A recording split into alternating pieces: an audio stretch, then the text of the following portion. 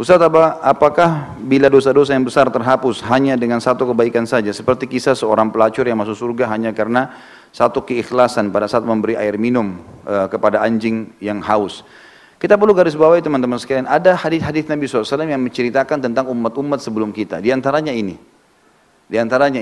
ada orang yang memberikan minum anjing, seorang bezina, kemudian akhirnya dia dimasukkan surga. Itu kuasa Allah, rahmat Allah. Tapi sebagian ulama yang saya pernah baca mengatakan ini adalah kisah umat sebelum kita, dan setiap syariat berbeda-beda kan.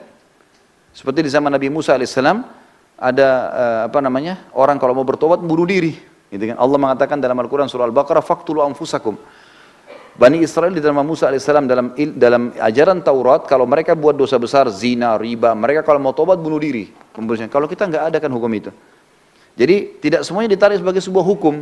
Karena kalau ini dipegang sebagai sebuah hukum, nanti orang bilang, tuh berzina aja minum anjing, bisa dimaafkan sama Allah. Baik, kita berzina saja, kemudian pulang malam-malam, lagi mabuk, lagi zina segala, cari anjing, bidikan air. Nah, kan bisa orang salah gunakan begitu kan? Bisa nggak? Bisa.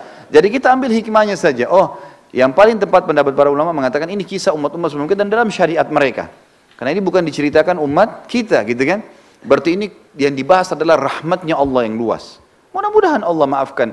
Tapi ini tidak bisa jadi tolak ukur teman-teman. Kayak tadi saya bilang, oh berarti kalau kita satu kebaikan bisa menghapuskan semua dosa kita. Karena jelas sekali syarat dalam Islam, ya, kalau mau taubat nasuha dari dosa besar kayak zina adalah 3 syarat mutlak. Tinggalkan seketika, gitu kan? Kemudian sesali dan janji sama Allah tidak mengulanginya. Seperti itulah. Nah.